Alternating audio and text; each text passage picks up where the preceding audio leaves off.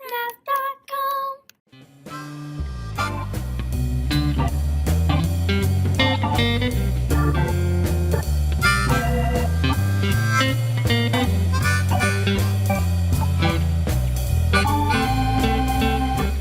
Okay, we're only in the second day of our unit on two-dimensional geometry, but we dove right in today and solved some pretty challenging perimeter and area problems, competition math problems in teams, and then hopefully had sufficient time to debrief those problems. You've got several very challenging problems like what we did in class today on tonight's assignment.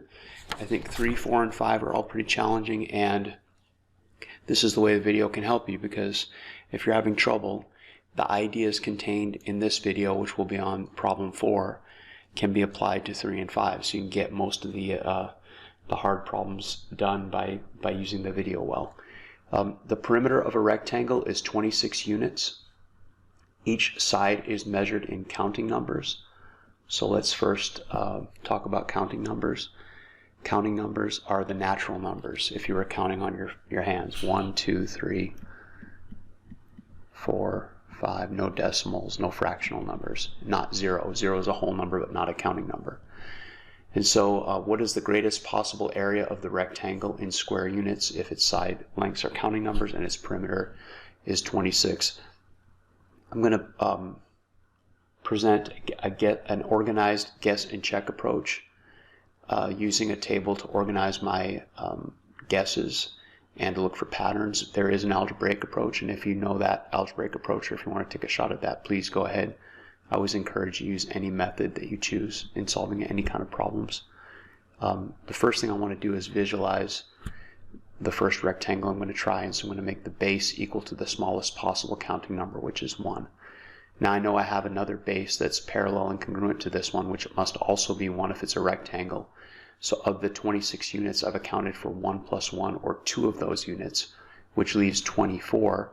So the height must be half of that 24, or 12. So a 1 by 12 rectangle will result in that perimeter of 26.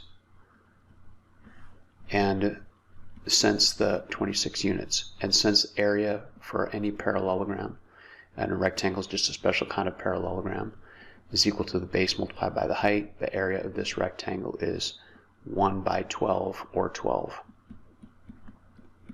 units squared.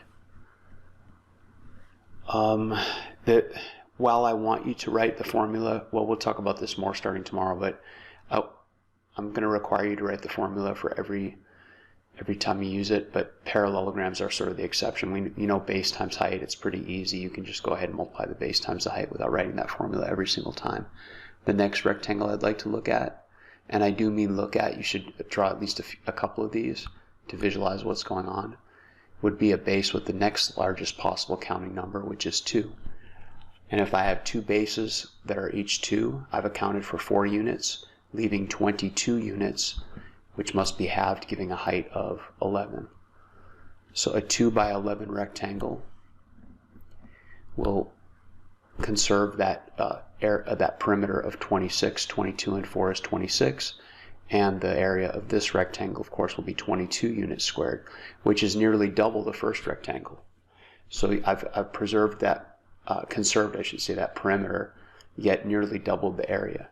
What you'd want to do next using this approach is make a table.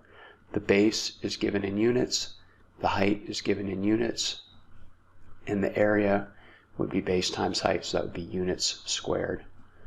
And we can start to put in our first couple attempts into this table. A base of 1 with a height of 12 gives an area of 12.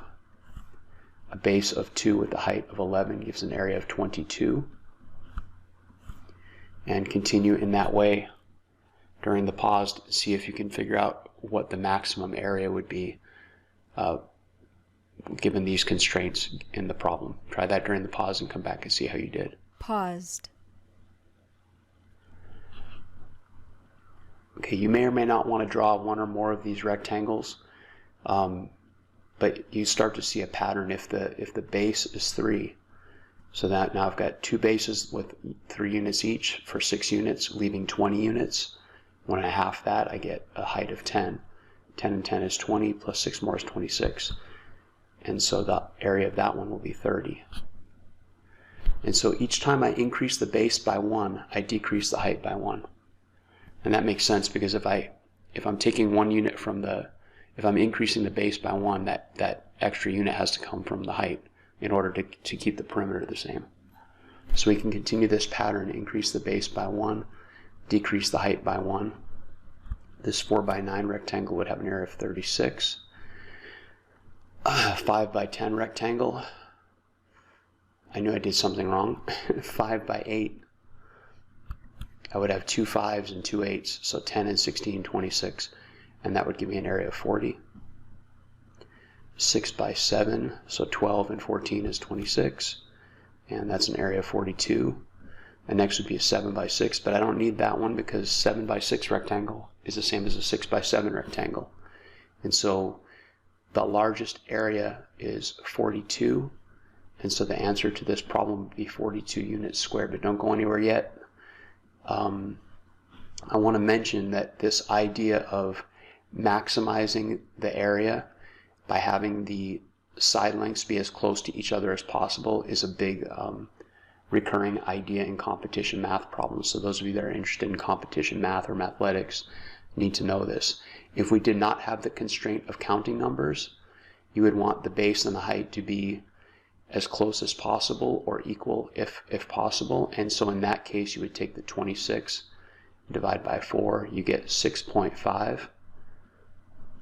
And 6.5 squared is 42.25, which would actually be an area slightly larger than the one we found. So if you can, the closer you can get the sides to each other, the more you can maximize the area while keeping the perimeter constant.